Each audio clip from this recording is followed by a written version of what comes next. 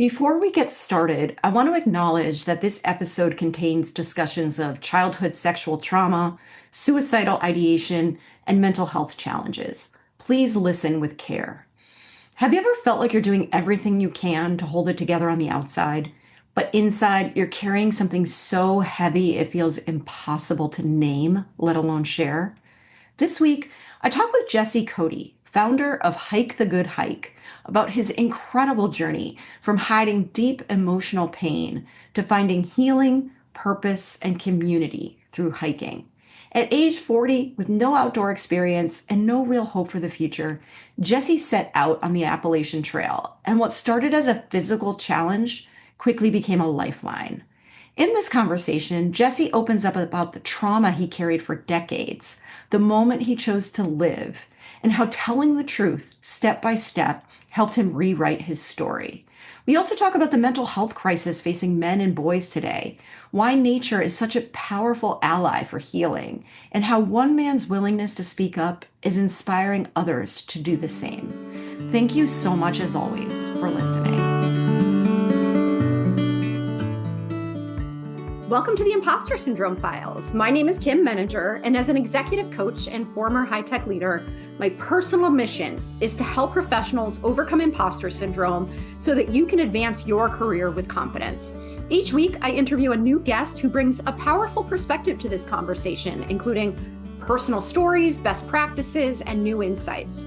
The more we talk about this issue, the more we destigmatize imposter syndrome, recognize that we're not alone, and empower ourselves to access the tools and resources that can help us and those around us. Thank you so much for listening and for sharing with others you think would benefit from this conversation.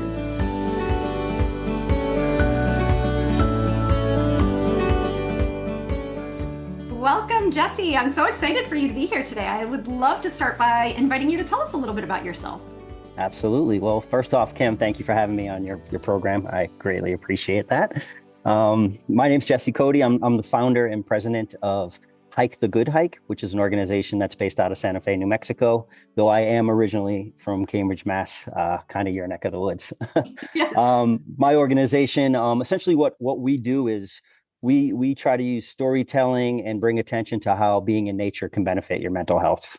The way that I kind of got into nonprofit work or even to be a mental health advocate was my background and experience doesn't come from any type of traditional schooling, but I come from the schooling of life. So for me, it's really just been about the things that I've struggled with in my past as far as mental health challenges go. How I found my way into hiking at the age of 40, honestly, with no true experience with nature or hiking, and how taking these steps on the trail, further taking steps into really just identifying some of the things that I was struggling with, and more importantly, facing a lot of the things that I was struggling with, and found this place in nature that really gave me an ally in the sense of, being able to then kind of use my hiking to show that there was more in me than I ever kind of thought in terms of perseverance and really be able to face my challenges. And then from there, be able to take those things that I came to understand and make a commitment to myself, make a commitment to actual therapy, make a commitment to the work that was needed to really better the things that I had struggled with for so many years. Because of that, I thought starting an organization to really talk about these things, not just what I understand about nature and how beneficial it can be, but to tell my backstory, which is a really challenging story to say the least, but knowing that there's so many people out there that have so many challenges in their life and probably struggle to kind of open up about those and face them. For me, what I learned when I was going through this is that hearing people talk about it really was inspiring and really kind of gave me some belief in that I could fight for myself. So I wanted to kind of pass that forward because of what was given to me and use my understanding to tell this story and kind of find some courage around this to open up about these things. And hopefully through doing this and through the organization that I created, we can get people to kind of open up about the things they're struggling with and maybe change their perspective and maybe even add nature to their life to see if that benefits them. I'm so grateful that you're willing to talk about this openly. I think it is so important that we destigmatize the conversation around mental health. It affects all of us in some way, and if not directly, we are certainly in relationships with people who have struggles with mental health, and I think that it's still not very well understood. There's a lot of myths around it. Are you willing to share a little bit more about your own backstory here? Oh yeah, 100%. So for me, and this is something that, even though through my hiking and as I started talking about the things that I struggled with in my past, which was depression, was anxiety, was insecurities, a lot of these things that I struggled with when I was younger, as I grew older, they kind of transformed into this cocktail where I did a lot of projecting and a lot of narcissistic behavior in relationships and a lot of self-sabotage. But the one thing where I think it all stems from is something that I actually just started addressing over the last year and shared with my family at the age of 50 for the first time in my life, that it's from all these things that I've just kind of laid out are trauma based. I am a survivor of childhood sexual trauma. And Mm. so, you know, to kind of get to that point 50 years later, um, it's been a real trying, wild, Mm. but a lot of relief, especially when you tell your family things that you've been holding in for so long, and part of the reason you've been holding them in for so long is you're worried that maybe you won't be believed, maybe you'll be judged, maybe ridiculed. There are all these things I think so many people think will come to them when they go through trauma, and if they talk about it, ultimately you're always thinking the most negative of what that conversation looks like, and really struggle to find the positives in that conversation. Where for me, as challenging as it was to have these conversations with my mom, my stepdad, my dad, my brothers, ultimately, what came out of it was just this incredible love that I should have always known was there, Mm. but really just magnified it and showed how much support my family has always had, not just for me, but for how we've all had it for each other. And I couldn't be more grateful for not only the support and love that they've shown me, but it's a little different, right? I'm a mental health advocate. And so this isn't something that you're talking about and you're keeping in house and you're dealing with as a family. One of the things that I talked about is that I wanted to bring this into my work. And that was something I was very nervous about, because not only like a piece of bread am I slicing off a bit of my trauma and handing it out to my family members, but then I'm asking them to understand that I'm going to talk about this and bring it to the world, which to them, that can bring on a lot of questions from people that are in their lives, people that they work with and beyond. Um, and not one person in my family said anything negative towards that. It's been complete encouragement and understanding. And I think even with my mom, before I even said out loud that I need you to support me, she had already said, I expect you to do this because you are who you are, and the work you do is important, and it's important for you to tell your whole story. Wow. Giving me goosebumps hearing that. I'm so happy to hear that your family was supportive in that way. And I know not everyone's is. There's a lot of complexity to the type of trauma that you're Mm-hmm. describing. And, it strikes me too that when you talk about the experiences that you had, everybody kind of copes with it differently, and you can have layers of Mm-hmm. challenges on top of it. Because I know that um, a lot of people, I shouldn't say a lot, I'm not speaking statistically here, but I know, anecdotally, there are people who will then engage in other kind of, like you said, self-sabotaging behaviors as a coping mechanism. So maybe that looks like drugs and alcohol or just other kinds of self-medication. And so they're not actually getting to the root cause of what's going on. And then that just adds more and more difficulties to their lives. Yeah, you're always looking to hide, right? You're trying to figure out what is that place that I'm most capable of hiding in, and unrealistically, how am I able to be in that place and take the pain away? And really, that's I would say 100% impossible to take the pain and struggles away. But the hiding is real. Specifically with men, you talk about statistics, one in six men have been through sexual trauma, but it's more probably accurate that it's one in four because one in six of the men that are talking about it. So it's closer to women, the women's statistics of one in four. That's what the statistics believe. So, um, when you say like you lean into things and places that like we're talking about places to hide, and this is very true for men. Ultimately, when you continue to try to hide and you see that these things aren't working, well, then what is the last place that you're seeking to hide? And that's ultimately suicide or suicidal ideation, Mm-hmm. which again, when we talk stats worldwide, 70% of suicides in this world are men. So, you know, this is why it's so important for me to speak about this openly. Now I'm realistic. Like not all men are going to listen to me. Not all men are going to buy into what I'm talking, but Mm. some may, right? Some may say, okay, well, I want to hear what this guy is talking about. And if I can just get, and not just men, obviously, I'm speaking everyone, specifically youth as well.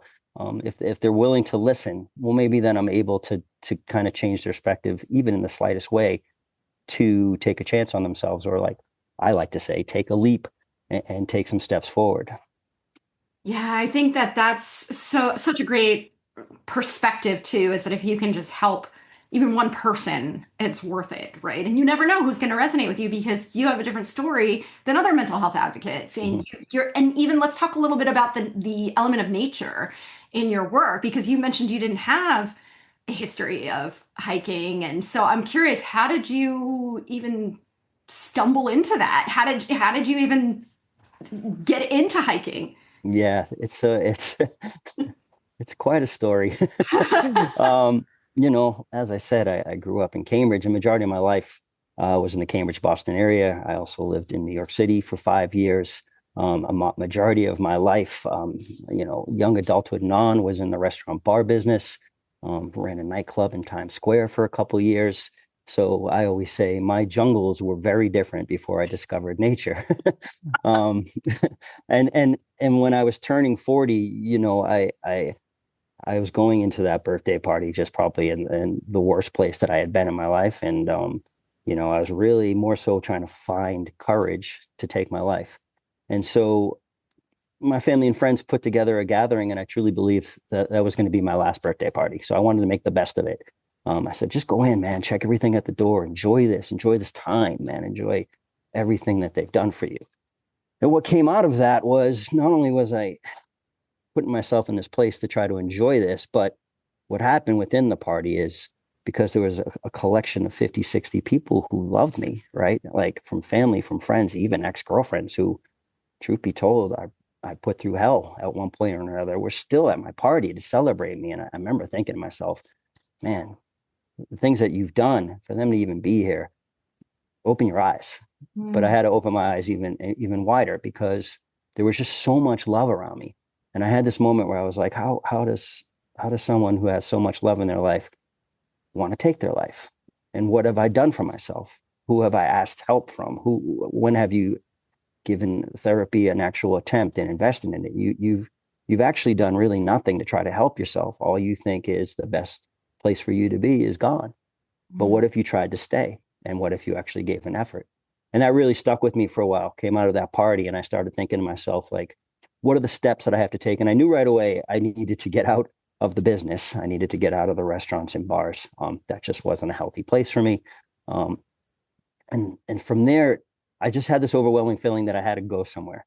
And I started thinking to myself, maybe a move somewhere more peaceful. I started like researching places in Maine, like just I was thinking and searching for anything that could help. And while I was doing that, Robert Redford announced that he was making Bill Bryson's A Walk in the Woods into a film. And it was actually a book that I had read in my early 20s that I really enjoyed. And I remember thinking to myself, that was a book that had a lot of inspiration. It had humor, it had authenticity, it told real stories. I'm going to go get that book because right now I have to bring any type of inspiration in my life to kind of keep me focused on finding what it is that's going to help me move forward. I had no idea that by picking up A Walk in the Woods, this book about the Appalachian Trail, was actually going to lead me to the Appalachian Trail because I was so taken by this book and a particular passage that Bryson says early on when he discovers the Appalachian Trail. And he had quite a life for himself at that time. But he said to himself, I still have things that I'm seeking answers to, and maybe a long walk will help me find those answers. Mm. And every time I say that, I get emotional because that passage, it ultimately changed my life. And I just thought to myself, well, Bryson doesn't have any experience hiking. I don't have any experience hiking. If that guy can do it, why can't I? And so I made this decision that ultimately what I was going to try to do was take this long walk and see if this was a place that could help me find what I was looking for. And that ultimately was I want to live, but I want to live with some purpose. I want to have a life that I'm proud of. I want to be able to give the love back that's been provided to me. And it was a few months later with my life in a backpack that I headed down to Georgia. This is always the best part when I tell it. The first time I ever slept in a tent was night one on the Appalachian Trail. Oh, wow. And it was a 6-month journey of internally facing myself and seeing who I was and understanding that tools would be provided, knowing that when I got to Katahdin, that the journey was far from over, but I knew I could continue on. I found a way to believe in myself with a lot of love, not just from the trail, not just from the hiking community, not just from Mother Nature, but those friends and families that were there before I started hiking, and we're providing that support along the way. And yeah, it took me 6 months, but honestly, if I could have turned around and hiked back to Georgia, I would have. I was going to ask you that too. I mean, were there times when you thought, I don't want to keep going? um, there were never. I swear, there were certainly times where I was like, I need a day off, or I need a couple of days off. I'm tired. My body's hurting. Like this is challenging, but I never, ever, ever even had a second on the Appalachian Trail where I said to myself, I want to quit. Mm. Yeah, and Wow. that in itself,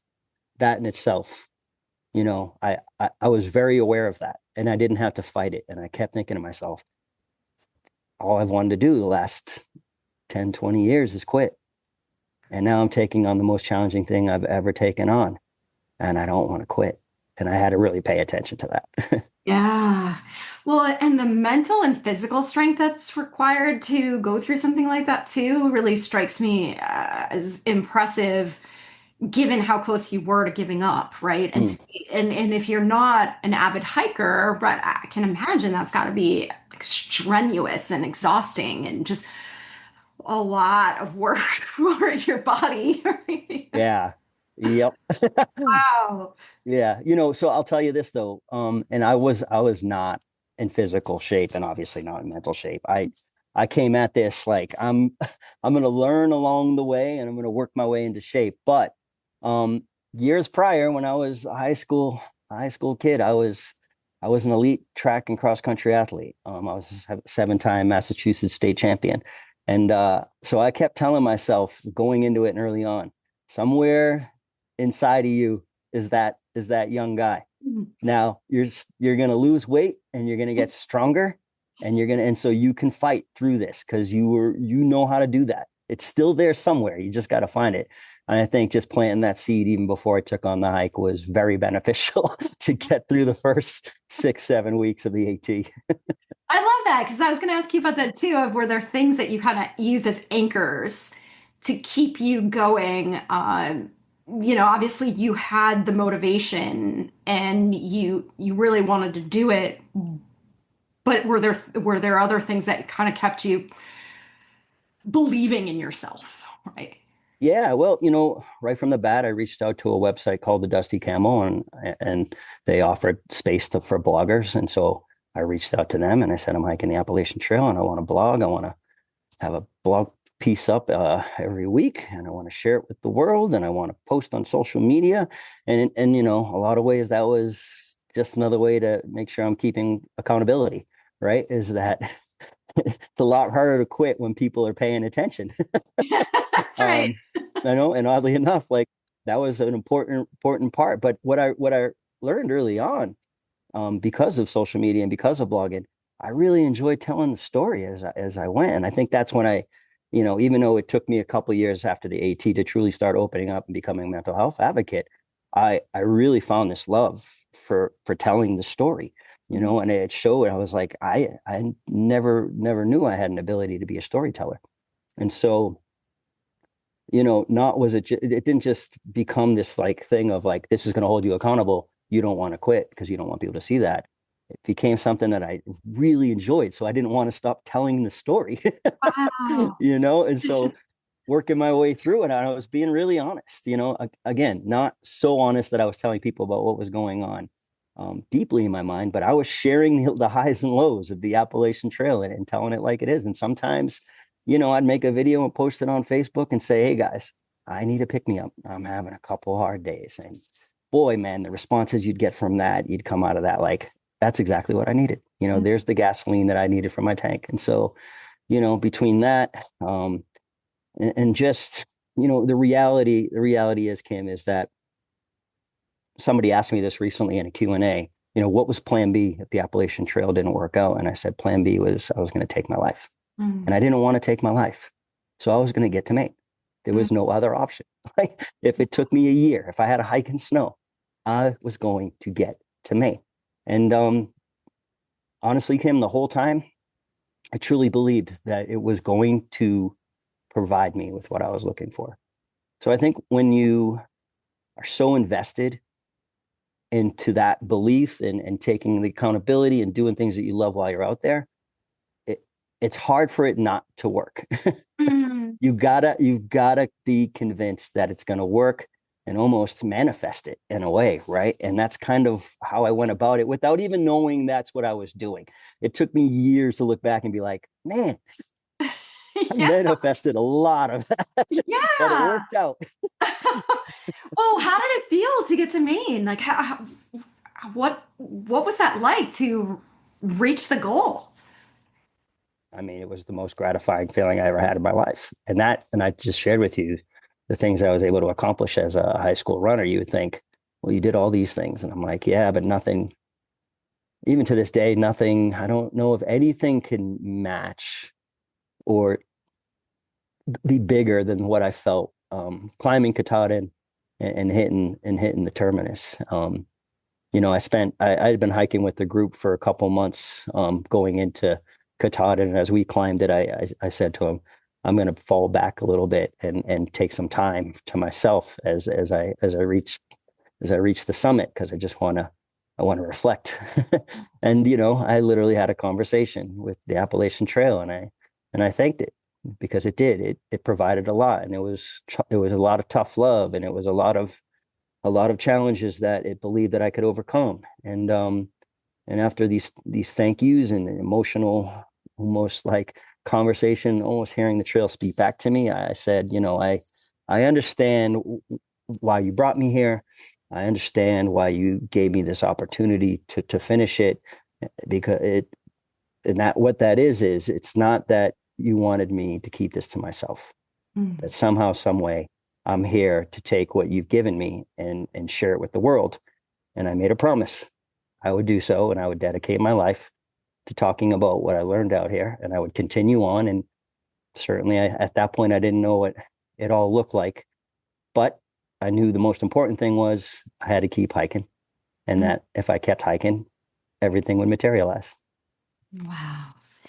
And so it sounds like that was pretty immediate that you reached that goal and thought, I need to take this to the world. Like this isn't about me anymore, just about me anymore. Yeah, yeah, yeah. I came off of that, and the first thing I did was I got a bartending job.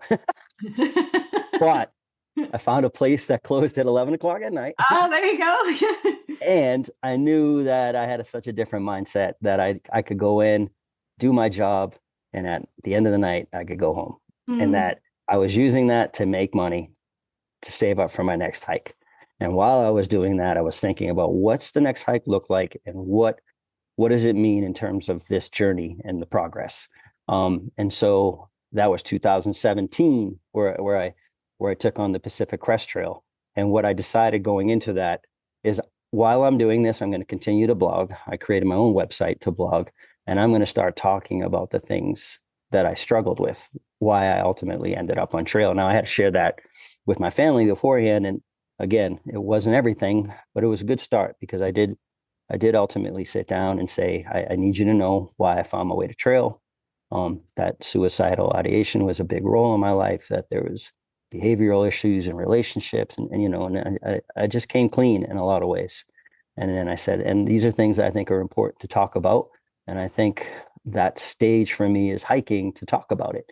And so that was progress, right? And in between the hikes, it was almost because I was so focused on where do I take this next. It was almost like I was hiking when I wasn't hiking because I was always in this creative mode of how I wanted to use things moving forward. Mm. And so I'm still at it. Yeah, wow. I just surpassed 17,000 miles hiked in the last 10 years, and I'm still like, Wow. I can't believe it. I can't believe my feet have allowed me to do this. That's amazing. And so how do you engage with others through this process? When you talk about being a mental health advocate, I know you told your story, your blogging, you speak. Obviously, that's how you and I know each Yeah. other. So, what does it look like to share your journey with others who are, looking for similar inspiration or support? hmm Well, yeah, I mean, I've got a little bit of a name in the hiking community. So, especially if I'm on any type of long trail or at any hiking event, there's always a few people who know me, especially if I'm wearing the hat, the Hike the Good Hike hat. But, like you said, I think for the most part, the story initially got out there through social media, through Instagram, and really just openly talking about it, making videos. But I also write. I've had some things that have been published in online magazines. And as you said, I've slowly got into the speaking game, but that's starting to pick up. And you know, between those three things, man, the audience has grown, and more importantly, the people who feel really connected to what Hike the Good Hike and what it's doing have found its way to me, whether through social media or emails. And man, it's been really incredible just to have that experience to be part of creating something that people look at and just feel like there's something there that could possibly help them. We just launched our first major programming in the organization called the Hiker Sponsorship Program, where we're going to support 10 hikers next year who are taking on a journey of up to 500 miles or more. And ultimately, what we're doing for them is we're supplying them with all their gears and stipends for some of the cost, and in return, um, they will tell their mental health journey through our platform. Because ultimately, what I want the nonprofit to be is how I found my way to it and Mhm. what it's meant to me. Because if so many people have come to me and said, "Man, your story is incredible, like it inspires me," I'm like, what if I had a place that 10 years down the road has 500 plus stories from 500 people? What Yeah. could that do for people that are struggling with their mental health?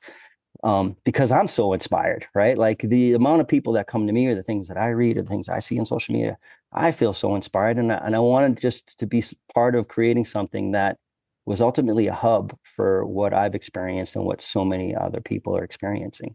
And one of the cool things about this programming is Mike and I, who's part of my team, as we've been going through the interview process and we've interviewed a lot of hikers, a lot of people aren't looking for much. This blew me away, Kim. This blew me away because this is ultimately what I want. But every time we'd ask, what's your Christmas list? What do you need for gear? And you think everybody's like, well, I'm going to need the tent. I'm going to need the backpack. Like you think they're going to list everything off. We've had people say, I don't need anything. I just want to be part of this. I want to hear stories and I want to tell mine. Mm. Whew. Wow. That to me is a dream come true for Hike the Good Hike. Mm.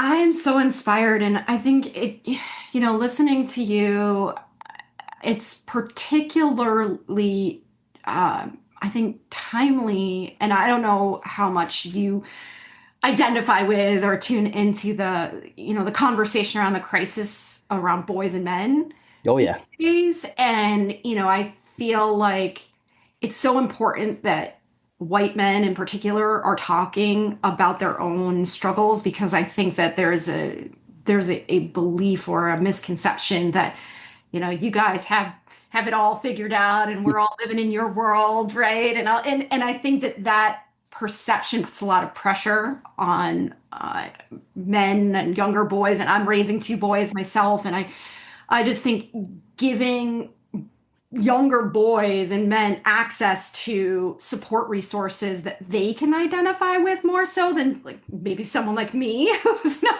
Yeah. is so important at a moment in history when I think that this is more important than ever. Yeah. I mean, look, we're in a place where minds are being molded by a lot of toxic, horrific things through online presence and beyond, right? There's such a disconnect from the things that we've experienced where we actually used to go out and hang out or play with our friends and be part of something. And, even though we may not have been talking about all our struggles, we still found a lot of joy in having community. And now there's such a void of that. And like you said, I mean, it's for everybody, but yeah, I mean, I see it a lot with younger boys. Definitely, I have a nephew. I've talked to him about him and his friends, and just some of the things that it just is so different from what we've experienced. It's as a mental health advocate or even mental health professionals, our work is harder. Everybody. A lot of the time, so many people say, "Well, we've come so far with mental health," and I go, "No, we have not. We've Not far only enough. no, we've actually just created more challenges. And, Mm, and in the same way that it's been for so long, we are lacking the support that's needed for young men, humans in general. And we have to really kind of get dirty here to find ways to be there for the people that are looking for it, because they're all looking for it, especially the youth. They're looking for anything to help them through problems. And I just don't know where that is. Right. And so, I really attempt, and I'm going to attempt more and more into 2026 to speak at high schools and beyond, because I think there are things there that youth can hear come from a guy that's older, but they can resonate with because of the things that I went through in high school, especially being an elite athlete and being in the limelight a lot, and really the pressures that came with that, on top of the trauma that I was pushing deep down inside of me. And I've given some high school talks where the response has been unbelievable. I've talked to Cambridge and Latin High School twice, and I talked 4 years apart. And there was a freshman that heard me speak, and the last I spoke there, he was a senior, and he came up to me and he's like, "Hey, I saw you speak when I was a freshman, and I want you to know every day I go in the Charles River on my bike, and like I really plugged into the things you were talking about, wow. and said that really helped me. And I'm going off to college, and I'm like, man, I Yes. just those are the kind of things like, you Talk know, about purpose, right? yeah, nonprofit work, mental health advocacy work is really, really challenging work. Um, but when you have this type of feedback and you get to have those type of moments, then you're like, I'm never gonna quit doing what I do. You're right. Yeah. Well, there are a lot of people listening that are moms of boys, and I wonder if you have any advice. Selfishly, like I said, I have a 15-year-old and 10-year-old boys, and I wonder if there's anything that you think we could do as parents to help to support our own boys and their mental health journey, and maybe even give them uh, guidance to get to find someone like you who's out Mm. there. Well, I mean, surprisingly, and I'm always glad to assist with this, there are a lot of men, and definitely younger men than I, on social media who are doing incredible work and Mm, are talking about incredible things and offering ways for assistance that I think is vital. Now, again, you got to really dig deep to find those things. And like, it is my goal to kind of create through the platform, and hopefully I can talk to a lot of these influencers who are doing some of the good work and say, I'd just love to have a list, mm, of these are people you should be following if you're struggling with X, Y, and Z. Social media, again, I'll talk all day about the challenges and how toxic it is, but there are some really good things there. And the truth of the matter is that it is a massive tool, and we're not getting rid of it, and we're not turning back the hands of time to like actually have in-person group hikes and such, which we can do, but again, parents have to do a lot of work to find that. It's there, but I ultimately always think it is always good. What I would say, I think it is always beautiful to say maybe to parents that are friends of yours, like what's kind of weekend that we can have with the boys, right? Like, this is old school, but I've had friends who do it and they love it. Like maybe we get some tents, like in the summertime, we set them up in the backyard. We let them have a sleepover outside, right? Like, we grill up for them. Like just creating a place where, phones away, computers shut, like go out, breathe it in, have some fun. We're going to cook some hot dogs. Like there doesn't have to be too much around it. That's what I've always noticed about nature, is that nature is gonna give you what you're looking for without asking for it. Sometimes it's gonna give you even more that you don't want, but you need it, especially when you're climbing mountains. But I just always think that like the best way for us to create community and friendships in an in-person way is to kind of find the environment that's right, and that this day and age doesn't happen in the house, right? In the house, the phones are out. In the house, the video games are being played. And I'm not even against video games. I play video games. I love video games. But but I also went out and played stickball. I also went out and played basketball. I also went out and ran around and acted up. I remember, a lot of times people said, well, you guys were kids. You were crazy. You were out hanging out, climbing things. And like, you're lucky you got through that. I'm like, but we got through it. And we had an incredible community of friends. That's right. I'd rather be doing that than coming across something online that's truly like just such poison to my mental health. So I think there's just this ability to create things that are outside the house, that, bringing them to the beach, bringing them to a pond, like whatever that is, just being like, I'm the mom in charge this weekend. We're going to do this on Saturday. Let's round everybody up and just make it fun. Just make things fun, and even say, I'm going to back away. I'll be sitting over here for a while and let you guys do your thing. They'll be fine. We don't have to overly worry. Kids are okay. They're smart. But I just think, again, like creating outdoor environments is such an important thing, and really kind of like, I'm happy to always do this. If anybody reaches out to me at Hike the Good Hike, I'm always happy to pass on other people that are really putting some positive stuff out there to the world and really can benefit not only just all humans, but specifically young men. Well, I mean, I can't thank you enough for everything that you're doing. I am so inspired by your own personal story, as well as the work that you're doing for everyone around you. And I'm just so grateful that you're here to talk to us. For people who want more of you, where can they find you? Yeah. So like I said, social media, our biggest platform, Instagram. So that's at Hike the Good Hike. We're always putting some fun stuff out there. And as we launch this program, there's going to be a lot more stories to be told, which is so exciting. But also for any information on us, head on over to hikethegoodhike.org. And that's where we are. And that's where we'll always see our expansion. You can join our email list and just plug in, and feel free to reach out. If you email at hikethegoodhike.org, I'm usually the guy that answers. So perfect. Well, I'll make sure those links are in the show notes too for anyone. Yeah, please do. I'm always happy to assist, and that's what I promised the trail, and I'm sticking to that promise. Well, thank you so much. It's really a blessing and an inspiration. Thank you, Kim. I appreciate you.